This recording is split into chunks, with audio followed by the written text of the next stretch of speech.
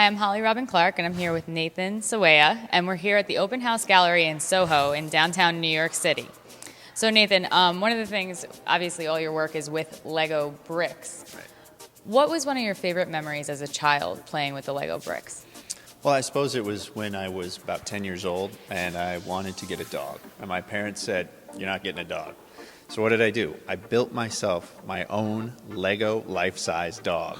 And that was the first time I really realized, wow, this toy can be more than just what's on the front of the box. You can build whatever you want out of it. And now you had said your grandma brought you your first set of Legos. Did she buy it for you because she wanted the dog and she knew the parents wouldn't get it for you?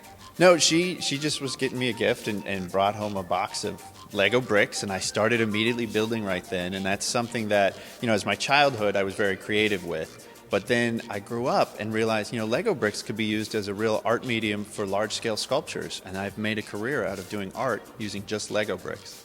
So with everything you've done, you're a New York City lawyer to Lego brick master, Right. pioneer art. What was your big break that actually brought you to this point? I suppose it was in 2007 when I had my first solo show. And what happened there was I'd put on an exhibition of art, but we didn't really know what to expect. And suddenly we were getting thousands of people through the door because they were drawn to this art medium and drawn to my art built out of something they were so familiar with. So soon it became very apparent that people could really relate to my artwork built out of this toy because they just connect with it. And I've just taken it from there. Now I'm up to 4 exhibitions. So basically, what makes your approach with the Lego bricks so different from everybody else? And where do you think it's going to take you and Lego brick building in the future? Well, I initially started out with the intention of trying to take Lego into a different direction. So out of the toy store, but into the contemporary art gallery, into the art museums. And that's been very successful in now with 4 touring exhibitions around the globe. It keeps me constantly on the road. I'm in Singapore, I'm in New York, I'm in Taiwan, I'm in LA. It's very exciting where Lego has gone with me. So I've had fun with that. I think what's next will be just to keep exploring. This collaboration here, In Pieces, a new project that I've been collaborating with photographer Dean West for a few years on now. This is something where I've really tried to take Lego in a different place as well. Dean approached me about collaborating on a project where we could use my Lego sculptures integrated into his hyper-realistic photography. And it's, again, just taking Lego a little bit further in a little bit different direction. Okay, and another thing, talking about photography, what was the one thing that's special about the prints and your work about these photos? What do you mean? What, you have a Hitchcock kind of thing going on? Okay. So yes, there's 7 images in this series In Pieces, and there's different talent that we've used, different models, but we had an incident where one of our models was not going to be able to make it in time for the shoot, and I just happened to fit into the costume, so I do make a Hitchcockian appearance in one of the images. With this exhibit, where did the inspiration come from? How long is it going on? How can people find you from here on out?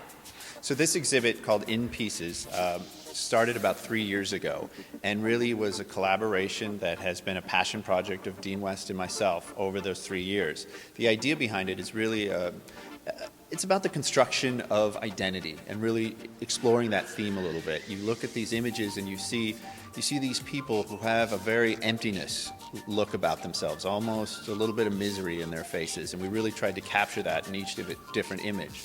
But we also use my Lego sculptures as part of it because these images, they're layered together much like my sculptures are layered together brick by brick, but there's also a commentary on the modern photography techniques. And when you look at my sculptures, they do have almost a pixelated look to them. And that's because I use little rectangles, almost like little pixels, to create these 3D sculptures. So when we integrated it into the photography, there is that pixelization almost of the Lego work. And for some folks, it's really a challenge to find where the Lego sculpture is in each image. Now this exhibit will be on display here in New York for a few more weeks. It runs through March 17th. So now, basically, you said you see everything in pixels?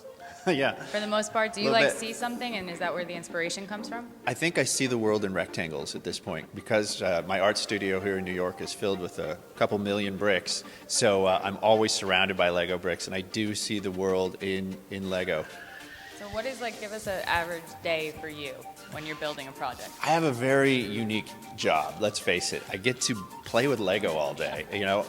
My art studio is filled with millions of bricks. I just sit at my desk and start working. There's a lot of design that goes into it, so there's a lot of drawing out and sketching out ideas, and then experimenting and getting to play and build. And eventually, the end result is doing an exhibition like this where people can walk around and really be surrounded by the art.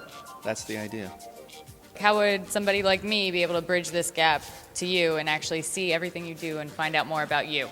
Well, you can always go to my website, brickartist.com, where you get to see my virtual gallery, if you will, of the work I've done over the past few years. And if you're specifically looking for work about this In Pieces exhibition, go to inpiecescollection.com, where you can see the images, high res.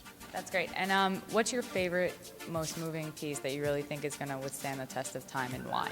It's tough to pick a favorite sculpture because I put my heart and soul into all of them. I think, when people ask me my favorite, I usually say the next one.